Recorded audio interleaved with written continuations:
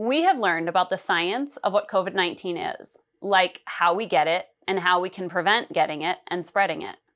Some communities have been impacted more than others by COVID-19. Systemic inequities have contributed to the greater negative impact of COVID-19 on Black, Indigenous, and people of color communities.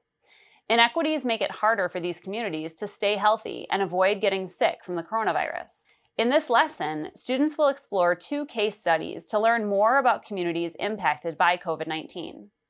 The first case study focuses on the Navajo Nation, and the second case study is about outbreaks of COVID-19 in meatpacking plants. Students obtain and analyze information about how these communities have been impacted by COVID-19, and also the actions they've taken to not only protect themselves against COVID-19, but also to fight against inequities. When you discuss with your class how these communities have been impacted by COVID-19, it is important to talk about how it is not the fault of these communities that they have been impacted more than others. Systemic inequities exist in both of these case studies, which have led to the disproportionate impact of COVID-19.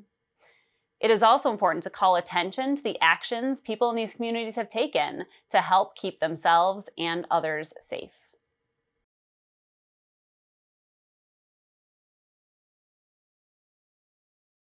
The Navajo Nation was hit hard by COVID-19. As of today, we have lost 1,043 Navajo people, and many of those were elders who are the carriers of our traditions and our stories. The pandemic also brought to light a lot of the inequities that exist across the Navajo Nation, including lack of running water, living in multi-generational homes, and access to Wi-Fi. We also watched how the Navajo Nation dealt with the pandemic. With CARES money, the Navajo Nation started to improve living conditions for Navajo people across the reservation. That included making sure that families had access to running water. Towers were built so that students have access to good Wi-Fi. And there was a huge campaign to make sure that all Navajo people were vaccinated. As a result of this unit, my students felt empowered. They knew that their situation was improving, and they also realized that they could also make improvements for their people as they got older. I think studying the specific examples of inequities was really connected deeply with students.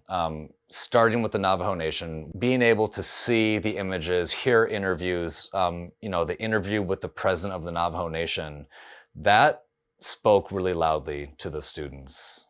And that was, specifically his interview was something that kept coming up in our discussions, even when we were talking about redlining, even when we were talking about action items afterward. Thinking about how a whole group of people who have a history of being marginalized, have a history of having their power taken away, are experiencing such difficulties and are so holistically affected by something that is also affecting our students and their families. That was a really natural, empathetic bridge for the students. After doing the decision-making chart, in terms of well, what do we do now? Now that we have this, now that we have these tools, now that we have this knowledge, what do we do? And there was a group of students who wanted to write specifically to the president of the Navajo Nation. And the students wanted to start a rally to be able to educate people in our community with a very small Native American population, to educate people in our community about the effect that coronavirus had on this population that is, miles and miles removed now, that they've only read about or watched videos about, but that the students have such an emotional tie to and feel the injustice so deeply that they want to have the megaphone, they want to have the microphone, they want to have a crowd of students and adults come together so that they, as 9 and 10-year-olds, can get up and talk about what is happening in our world and that we need to do something about it.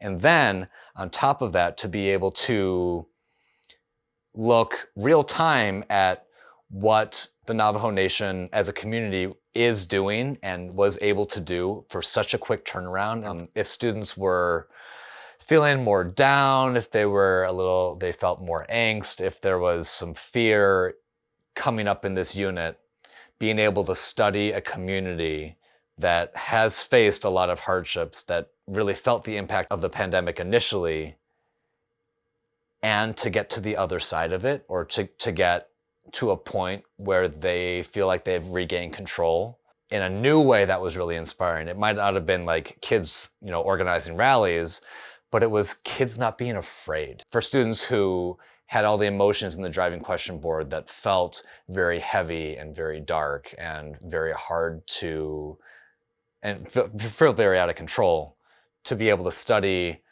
an entire community that's, over an expansive amount of space, who's able to step up and take control, was really inspiring for them.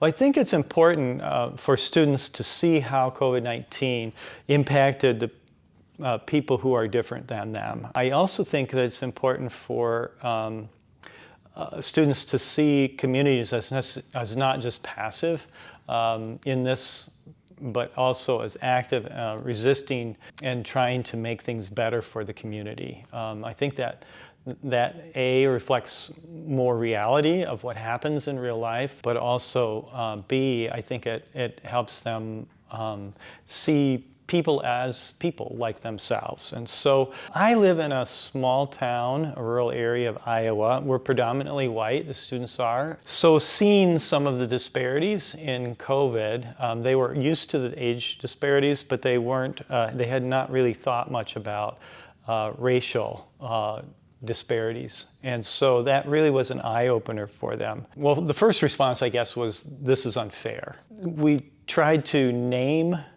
the unfairness.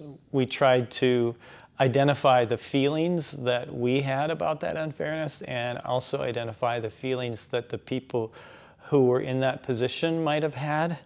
And then we tried to brainstorm some actions that we might take as we learned about the work environments, or where people might pick up COVID, and I'm thinking in terms of meat packers in particular, and if they were in that position, what would they do? I think by raising the question of agency, just assuming on our part in the classroom that people would want to take action, and to put ourselves in their position as to what we might do to take action, helped, I think, prime the pump a little bit in terms of the students being able to make that empathetic leap just a little bit. They did it in their imagination first. And then what we did was, in the lesson, we explored how actual people did resist. What were their strategies? What did they identify as the problems that they needed to solve? And then what were some of the solutions that they proposed and tried? And then what were the outcomes that came from that resistance? And so I think what this did was this helped us see I think our common humanity, and it allowed the students to show that empathy, that sense of lack of fairness.